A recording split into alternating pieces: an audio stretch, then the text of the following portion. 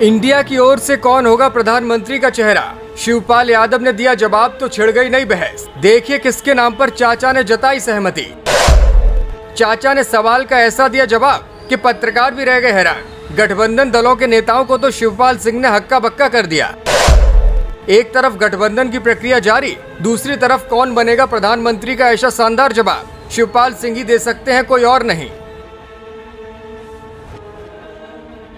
ये शिवपाल सिंह यादव हैं, जिनके लिए कहते हैं कि जिनकी मोहक मुस्कान ऐसे सियासी तीर छोड़ती है कि सामने वाला समझ भी नहीं पाता कि चाचा नाराजगी में कटाक्ष कर रहे हैं या फिर मुस्कान के साथ सहमति जता रहे हैं। चाचा शिवपाल का यही तो अंदाज है कि उनकी सियासी पैठ और उनकी था लेना हर किसी के बस की बात नहीं। और ऐसा ही तब हुआ जब शिवपाल सिंह से पत्रकारों ने पूछा कि इंडिया में प्रधानमंत्री के पद के लिए कौन से नेता को चुना गया है, और अगर नहीं चुना गया है तो कौन सा नेता इस पद के लिए दावेदार है।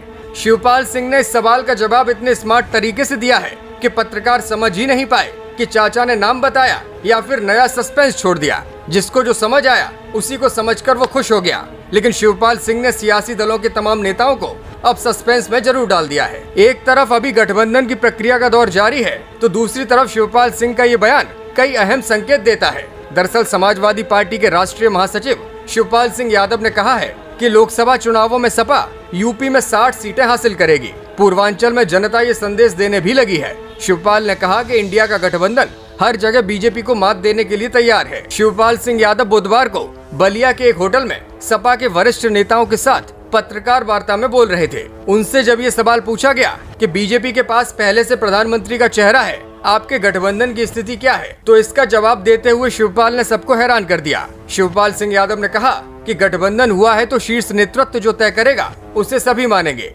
विपक्ष में नीतीश कुमार, लालू प्रसाद यादव, राहुल गांधी, अखिलेश यादव समेत तमाम नेताओं का देश में बड़ा योगदान है। शिवपाल से दूसरा सवाल पूछा गया कि पिछली बार के चुनाव में बीएसपी और सपा साथ थे, फिर भी वो बीजेपी को नहीं रोक पाए। इस बार सपा के पास कौन सा ऐसा मंत्र है जो भाजपा पर भारी पड़ सकता है? उनका जवाब था कि बीजेपी से जनता तंग हो चुकी है, किसान परेशान है, विद्यार्थी परेशान है, बीजेपी देश को बेचने में लगी है। शिवपाल ने कहा, लखनऊ में जवरिया मेरे निजी सचिव को फंसाने का काम हुआ, ये लोग पुलिस का भी दुरुपयोग कर रहे हैं। उन्होंने बलिया की व्यवस्था पर भी सवाल उठाए और कहा इस जिले में कटान से लोग परेशान हैं, स्वास्थ्य, सड़क समेत कोई व्यवस्था ठीक नहीं चल रही। साथ ही इस मौके पर ओपी राजभर पर निशाना साधने से भी वो नहीं चूके। उन्होंने कहा कि राजभर हल्के नेता हैं, उनकी बातों को हम गंभीरता से नहीं लेते। वो कब किसके लिए क्या कह देंगे इसका कोई भरोसा नहीं है। कुछ दिन पहले प्रधानमंत्री और मुख्यमंत्री के बारे में वो बहुत कुछ बोल रहे थे, लेकिन कुछ दिनों बाद ही अब उनके साथ ही जाकर वो खड़े हो गए हैं। इसी मौके पर जब मुख्तार अंसारी के बेटे के बारे में सवाल हुआ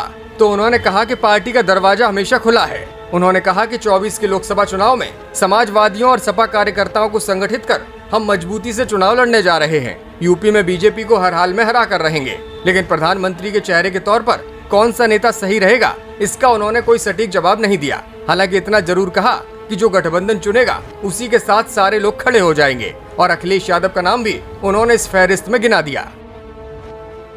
bureau report, Samajwadi bulletin news.